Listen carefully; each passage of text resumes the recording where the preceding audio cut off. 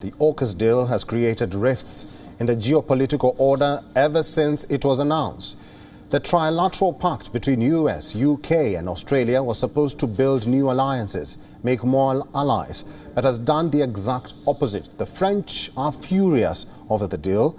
Amid the diplomatic crisis, a spokesperson of the French government has said that President Emmanuel Macron will have a call with US President Joe Biden in the next few days, where France will be seeking clarification over the cancellation of a submarine order. US President Joe Biden has welcomed the proposal and said that he seeks early talks with his French counterpart. This comes as France earlier recalled its envoys from Washington and Canberra and called the AUKUS deal a stab in the back. The trilateral security partnership, known by its acronym AUKUS, aims at sharing intelligence, defense and technology between the three nations. Apart from this, AUKUS will also help equip Australia with nuclear-powered submarines, all in a bid to challenge China's growing power in the Indo-Pacific region. The move angered France as it cancelled a multi-billion-dollar deal it has signed with Australia. Moreover, France says that it was informed of the alliance only hours before the public announcement was made. France has made serious, angry allegations at the United States and Australia, while it called the UK an opportunist and a spare tire in the partnership. Now, reacting to France's allegations and defending the pact, the British Foreign Secretary Liz Truss wrote an article in the Sunday Telegraph, where she said that the deal shows UK's readiness to be hard-headed in defending its interests and challenging unfair practices and maligned acts. Truss added that the deal will not just make things safer at home, but also create hundreds of new high-skilled jobs. Earlier, Australian Prime Minister Scott Morrison had as well reacted to France's fuming allegations. He refuted the allegation that Canberra had led about plans to cancel the contracts and said that he had deep and grave concerns about whether the capability of the submarines would address Australia's strategic needs in the Indo-Pacific.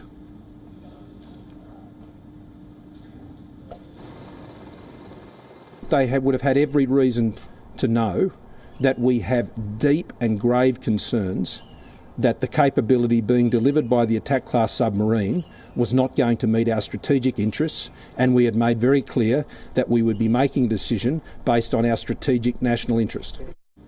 NATO was under pressure as France's foreign minister was urged to take the incident into account. However, NATO military chief has downplayed the dispute.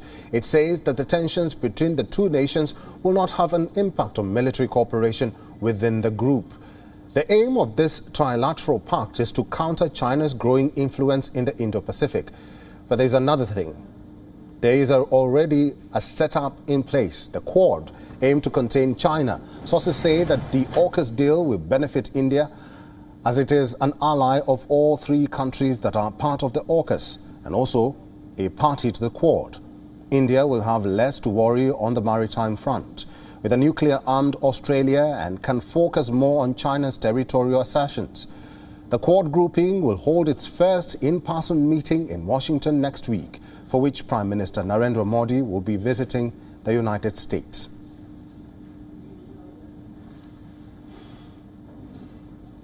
And for more on this, we are being joined by our principal diplomatic correspondent, Sidhant Sibal, live from Washington, D.C. Good to see you, Sidhant, and hi.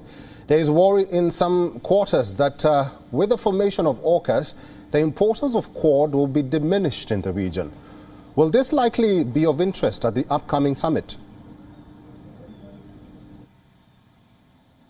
Well, hello from Washington to you, and my response to that will be that the similar question was asked during a briefing of the Australian envoy. So last week, the Australian envoy did a briefing after the AUKUS was announced, and the Australian envoy to India said that it will, in a sense, strengthen the Quad because one of the Quad member countries will increase its defence capabilities, and largely it is beneficial to the Quad grouping. So when it comes to Australia, they see it as a positive development, but largely if you look at the developments in the region, there is a view that when it comes to the Chinese aggressiveness, the military capabilities of other countries in the region should also expand. In fact, the Australian envoy said that it's quite odd and ironical that China, which is engaged in the largest military upgradation and build-up in the region,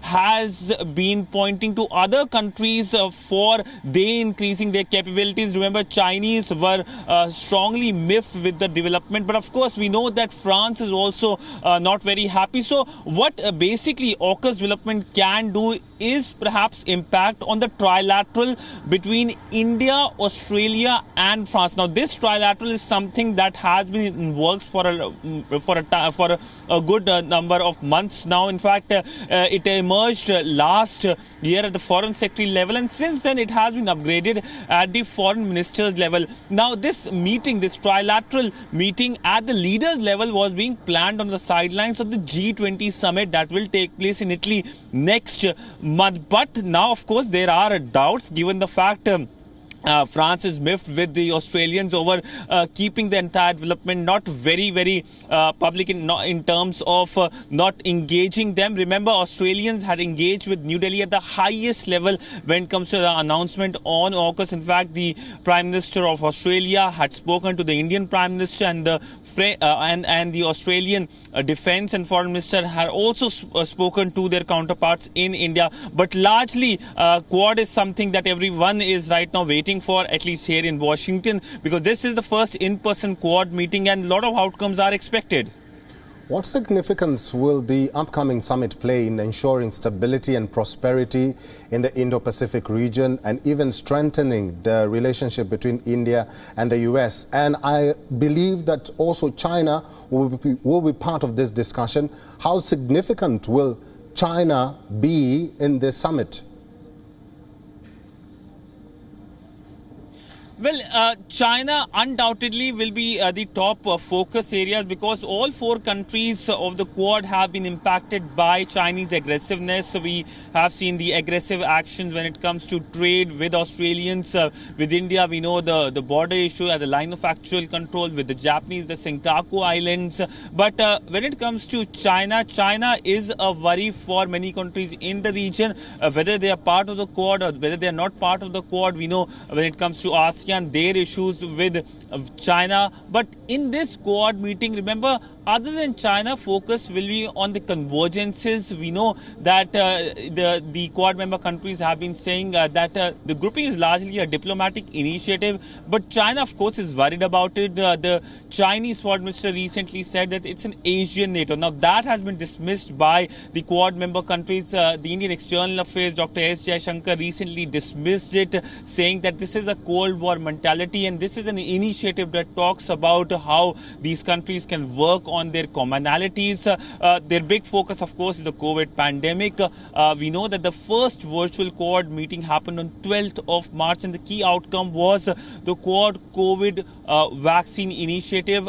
Under this initiative, American vaccines will be manufactured in India and they will be logistically supported by the Japanese and the Australians. So this is a meeting that is come of age, and this is a meeting that will see a lot of outcomes. But remember, Quad is just not an idea or a development that is just few years old.